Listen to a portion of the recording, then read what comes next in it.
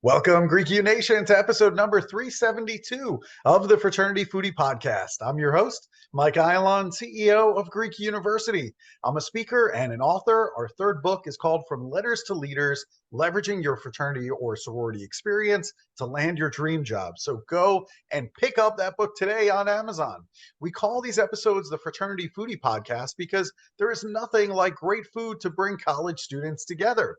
Fun fact, since I went to the University of Buffalo as an undergraduate student, my friends and I would go to Toronto often because the drinking age was only 19 versus 21 in the United States. And the people were always super friendly in Toronto. They had a variety of foods, which was totally phenomenal. And the city was so clean as compared to what I was accustomed to in New York City growing up.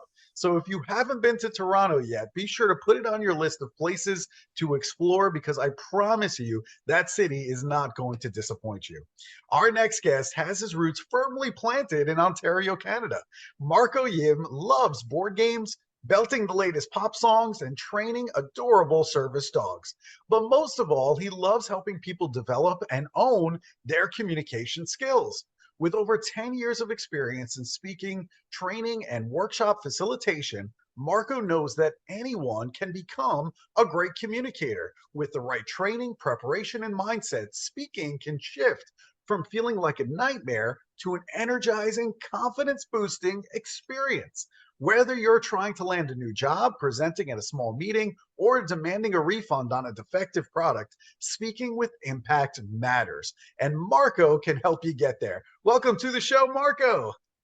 Thank you so much for having me. I'm so excited to be here.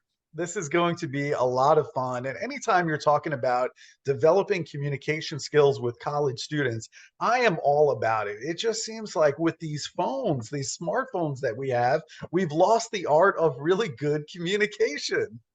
And I would argue even before we had phones and everything at our disposal, there are certain skills that we just don't talk about enough. And skills like communication, how to excel in job interviews, these are areas that a lot of folks, and even seasoned people that I talk to all the time, whether at the director level, C levels, it's a muscle that we don't have to flex very often, right? So it is very, very important that we spend some airtime really highlighting what it means to have strong communication skills specifically in the workplace. That's something that is really challenging for a lot of folks. So yeah, I'm excited to share a little bit about what I know and how folks who are your listeners can also really be introspective about how they tackle this really important but challenging skill to develop. So critical. I'm so happy that you're here. Let's go back to your college experience because you chose the University of Waterloo, which is in Ontario, Canada, for your undergraduate experience. So why was Waterloo your choice? Great question. When I was determining what I wanted to do with my life, it was a challenge. I applied to 19 different programs from health sciences to law school or legal studies, rather, not law school, to business. And it became a really big challenge to determine where did I want to steer my career and what skills did I want to leverage. And I ultimately landed at the University of Waterloo doing legal studies and business as a dual major in the cooperative education stream. Ultimately, that's what solidified it for me.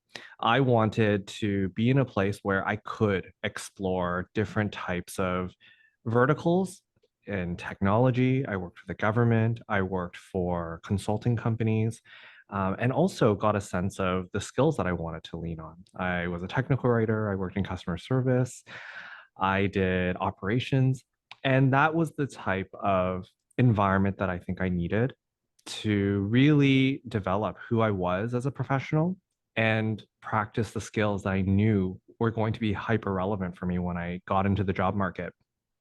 The legal studies part of it was a bonus. I loved my introduction to law class in high school. I did two of those courses and said, hey, maybe I could be a lawyer. I had the right skills, I had the right interest in understanding the law. And what I learned when I was in Waterloo that was very validating for me was that beyond the experimentation that I got access to and not having to worry about money because I was making money through co-op, it led me into places that I never anticipated. The University of Waterloo is very much known for its tech community, Mhm. and that is where I landed professionally after 13, 14 years in my career. But also it had such a big focus on entrepreneurship. So I started my own company as well. And I think for that, I'm very grateful that University of Waterloo is where I ultimately landed. Um, Started with very pragmatic reasons, money, experience, industry that I was interested in. But I think I ultimately gained a lot more than I expected. Wow. Well, it sounds like you certainly found the right place. And, when I look over some of the things you've been involved with since graduation, you've been involved in customer success and support for startups, for medium sized companies. And many of our listeners, they're all a part of student organizations on their college campus. I think you can help them. And what I mean by that is, how can you ensure that customers or potential customers have a delightful and thoughtful customer experience each time they interact with your organization? Because if we can figure that out, then I think the college students who are listening can figure that out for their own organization. Mhm. It, I think the way that you split it up, customer success versus customer support, really come together to make what it means to have a really strong customer experience. When we think about customer success, it's oftentimes around the area of proactivity. How do we meet our customers where they're at? Sometimes that looks like aggregating feedback through voice of customer programs, understanding and actively listening to the pain points of customers to be able to then offer the best solution or the best opportunities for us to really collaborate together and be an extension of their team so that you're offering tips and tricks, you're offering support, you're offering maybe innovative ways to do things. So that level of proactivity and anticipation through what you know about the customer, I think is one of the key pillars of having a really strong sense of customer experience. Then you have the customer support side of things, which is reactive, right? It's someone has a problem. How do I make it as easy as possible to help them remove those roadblocks? And that can look in the form of automation, that can look in customer education, that could look like maybe providing them with really hyper personalized videos that can walk them through what it is they're looking for. And in that sense, I think, regardless of whether we're thinking about success or support, really meeting the customer where they're at, right? At the company that I work for right now, we offer two different forms of support. We offer live chat and we offer email support. But that's not the beginning and end of how we end up helping our customers. If someone reaches out to us and says, listen, I'm a little bit of a technophobe, I'm not familiar with technology, how do you help me? Right? We'll offer to jump on a call and do a screen share and really meet our customers where they're at. So that to me is a key part is showing that you have that relationship with the customer, which takes me to the last and arguably the most important pillar. It's all about relationship. When we think about relationship, you can think of it as jumping on a call and getting to know the other person. But I also think it's about credibility. Oftentimes, when you are in the world of customer success, some of your metrics of success will be things like churn, expansion revenue, adoption. These are areas that are table stakes. And oftentimes, we will carry a quota to try and upsell X amount of dollars. And there's a lot of pressure in the industry to sell, which is important, right? Like businesses need to sell to make money. And my stance as a customer advocate is always going, do I actually need to sell this thing? If someone comes to me and says, I have a problem, can I do it without actually asking them to buy anything?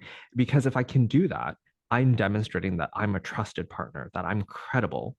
And when they do ask me the question where there is an opportunity for a sale, and I say, this is what you need, they're going to believe me. So that relationship piece, I think, is also very critical to thinking about what does it mean to have real good customer relationships. So those are some of the key things I would look at. How are you being proactive? How are you being reactive? How are you meeting the customer where they're at and being their advocate? And then building good relationships that are built on trust and credibility. I like that answer a lot. Just being their advocate is just so critical. That way, it doesn't Mm-hmm. feel very salesy if you're just trying to help somebody. I mean, really, Mm-hmm. And so I think if they stick to that, then I think you're right. It's not really a sale, it's just what they need.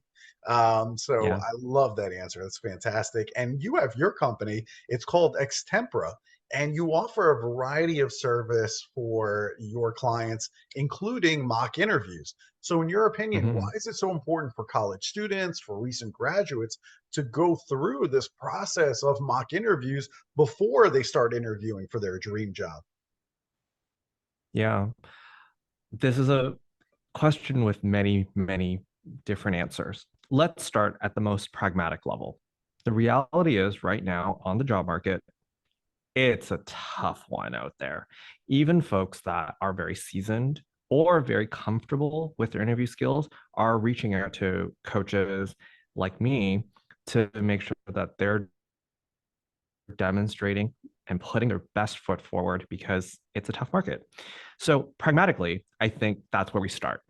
Now, if we dive into the actual tactical reasons as to why it's important, I go back to what I said earlier, which is this is not a skill that we're taught.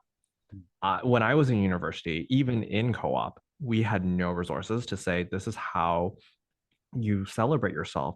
This is how you prepare to tell your stories, right?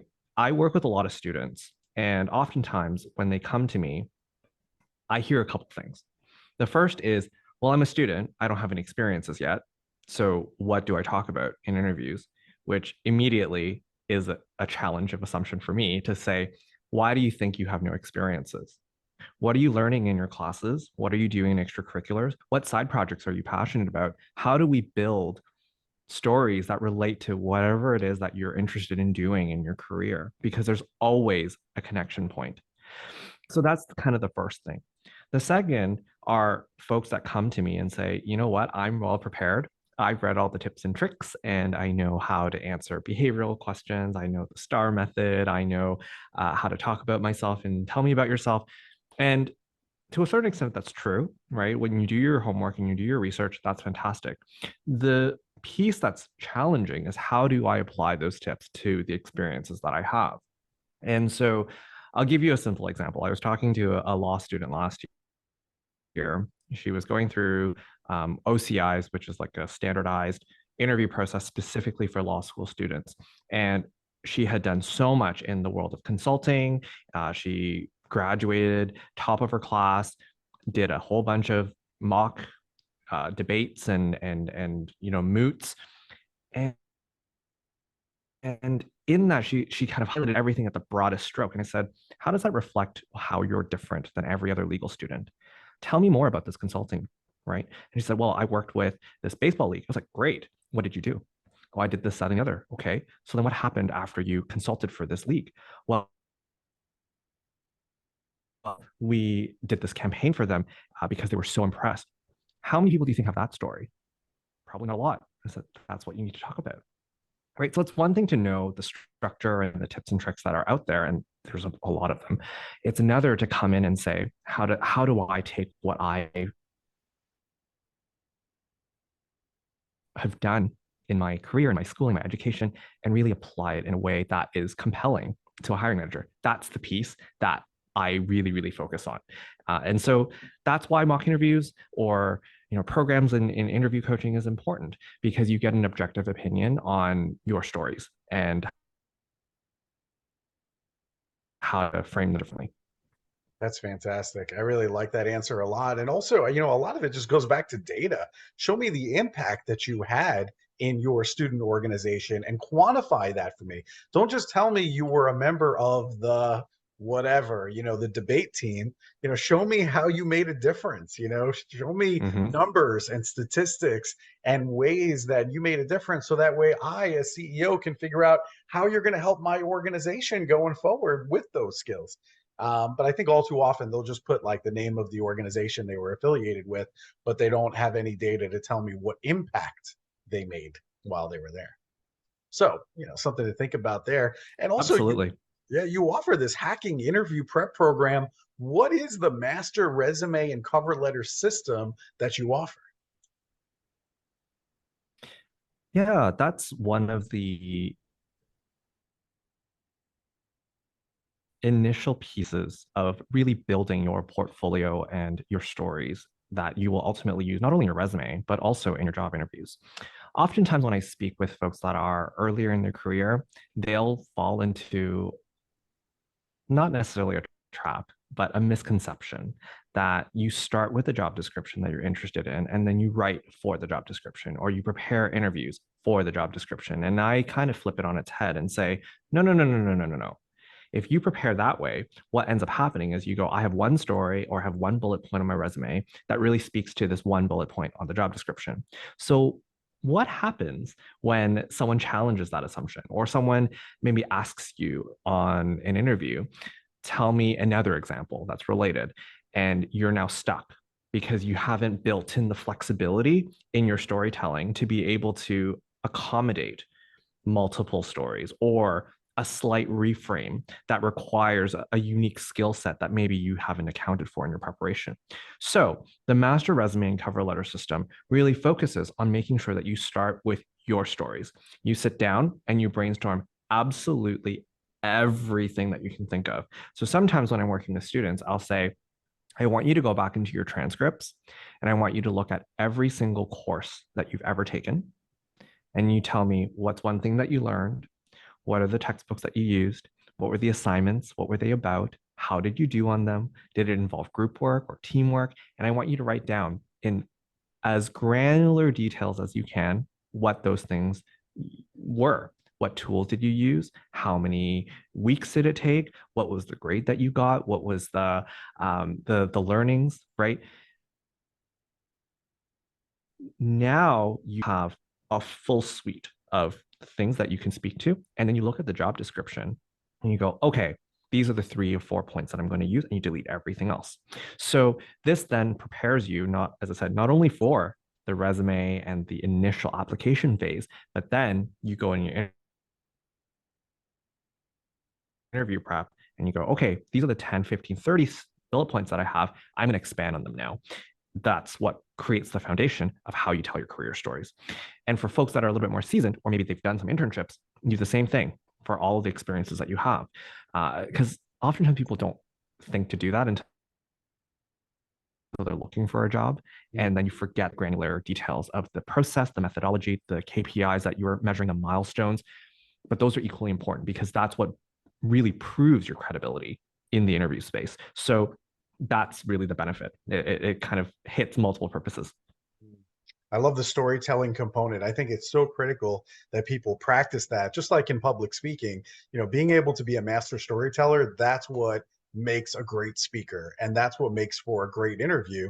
And then you can basically bend those stories towards whatever questions come your way if you've done the work on the front end, if you've actually done the granular work of building those stories and laying them out and really knowing how to pull them when you need them.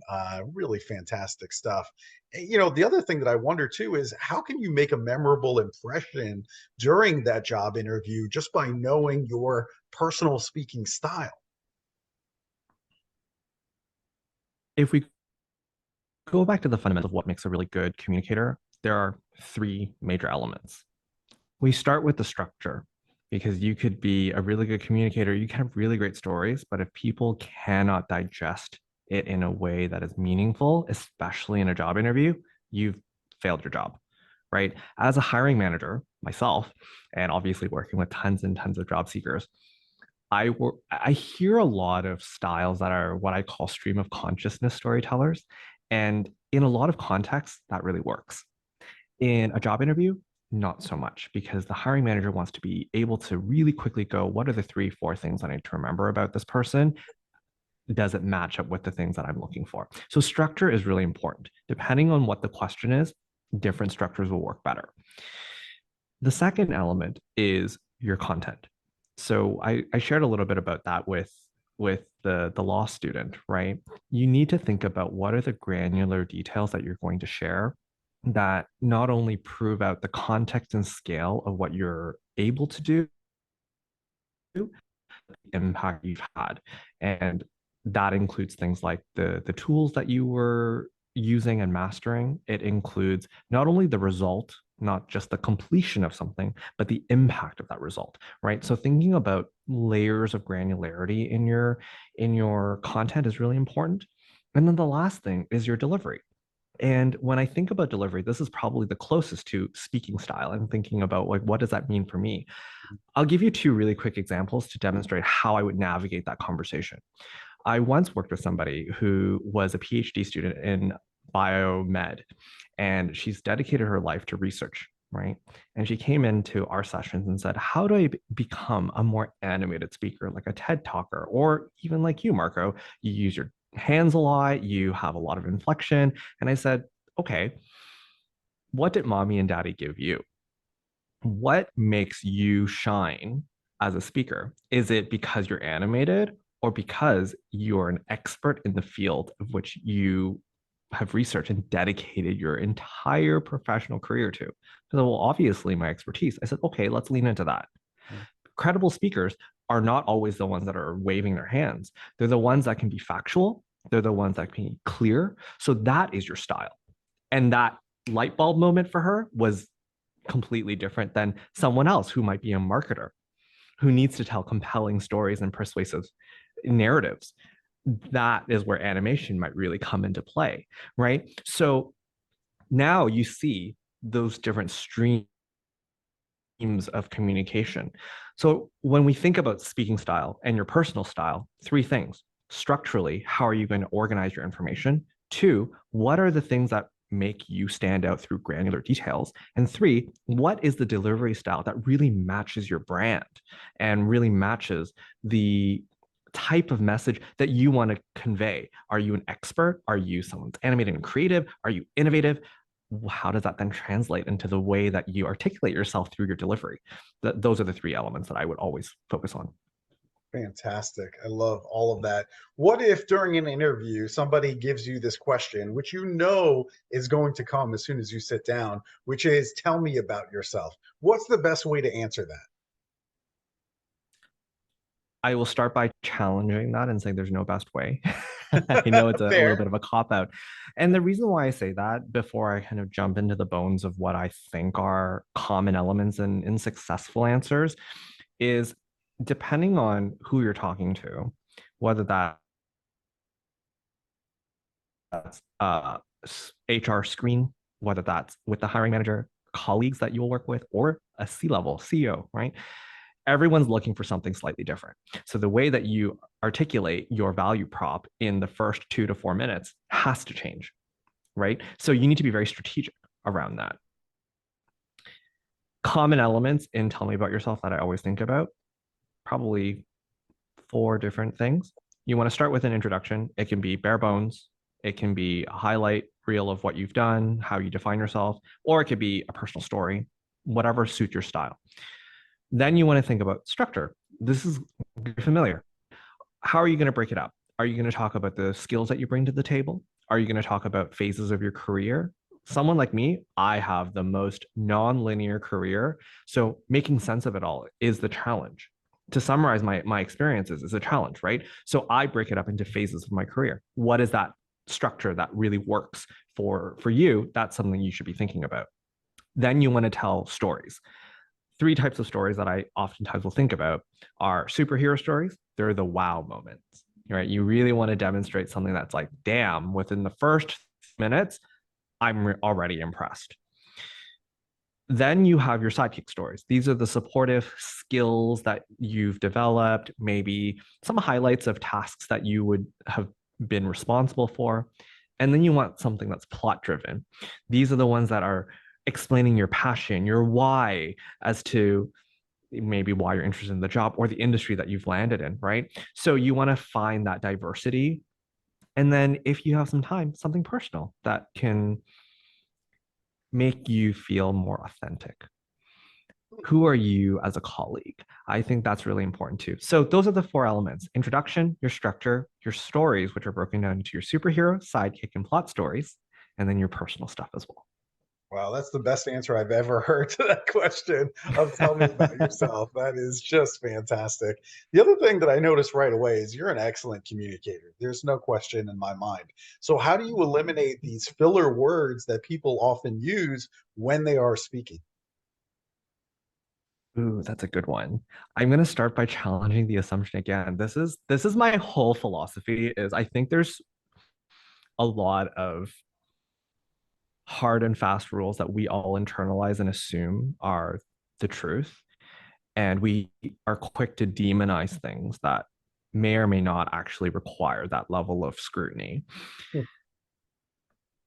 There's a lot of research out there to suggest that filler words, A, are not universally bad, right? When there was a researcher, Foxtree is their last name, and what he did was he created two separate types of speeches. One was with filler words, and one was without.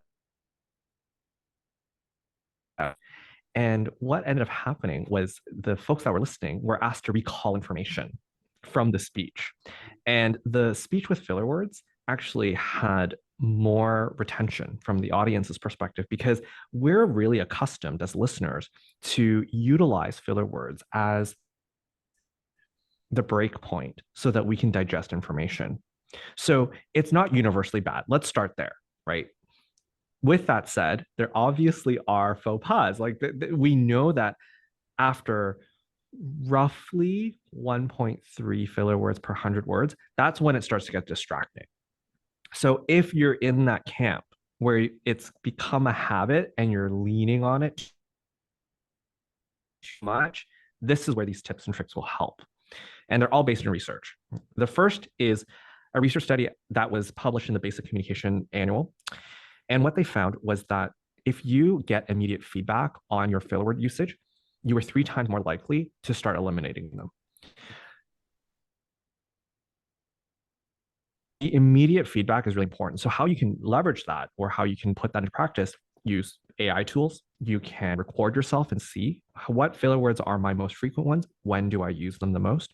Or you could join something like Toastmasters that has dedicated rules towards eliminating filler words and identifying them for you. The second tip that I have for you is pacing, not necessarily pausing, because that seems to be the default that a lot of people go to. It's just pause. And there's validity to that. I will acknowledge that. But it actually is about pacing. Oftentimes, filler words really creep up when we're speaking faster than our brain can comprehend as to what we would like to say next.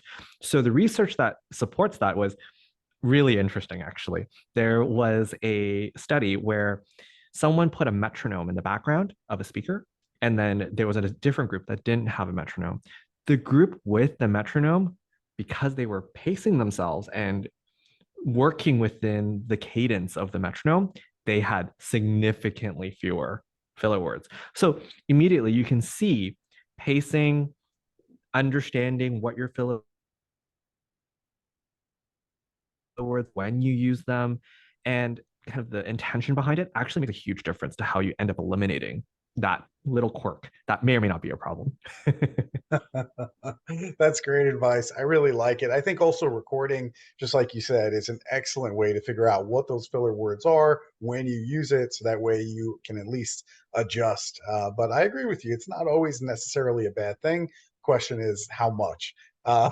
Too much of Mm-hmm. anything is not a good thing. So I really like this. Mm-hmm. This has been such a fun conversation. Now, I do love visiting Toronto and I love good food. And the issue that I have is that every time I go, new restaurants are there. They always seem to be changing. So the next time Mm-hmm. I'm in town, I'm in the Toronto area, where should I go for a great meal? I'm gonna cheat and give you two because I can decide which ones I think are better. Okay. The first is Richmond Station. It is Canadian fine dining. They have a really great tasting menu. One of the co-owners was a Top Chef Canada winner. It's always a good time, and the food is fantastic. Rotational menu always. The other is Sue's. They are a Malaysian restaurant, and it is the most economical tasting menu that is the most diverse. I've been there numerous times, and it's always, always fantastic, fantastic food. So I definitely recommend you check those two places out. That sounds good. Malaysian is right up my alley. So I am definitely going to go and check that out. I love it. All right. So I know our listeners got a lot of value in terms of hearing what you had to say, how to be a good communicator, everything about resumes and mock interviews, and you name it. So I think they're going to want to contact you for some coaching. So if they want to connect with you, could be workshops, could be coaching, where should they go to connect with you? Yeah, definitely say hi, even if you just have a question. You don't need to necessarily work with me. I'm always, if you can't tell already, I'm a huge nerd in this area. So feel free to connect with me on LinkedIn, Marco Yim, YIM, or you can find me on my website at extempora.com. Extempora is spelled EXTEMPRA.com. That's fantastic. Go and check out his website. Marco's website is extempora, EXTEMPRA.com. Go and check it out and just drop him a line and say hi and let him know that you heard about him on the Fraternity Foodie Podcast. Thank you so much for your time, Marco. You are incredible. And I'm so grateful that you're talking about these communication skills that just so critical with Gen Z and really every generation. But it's something that I want to see improved, and I'm glad to see that somebody's focusing on it. So thank you for your work. Thank you for having me. I had a great time. Very good. And to our listeners, if you enjoyed this conversation with Marco, make sure that you like it on social media. Make sure you share it with other students that also want to improve their communication skills. And we'll see you on another episode of the Fraternity Foodie Podcast. Thanks so much and have a great day.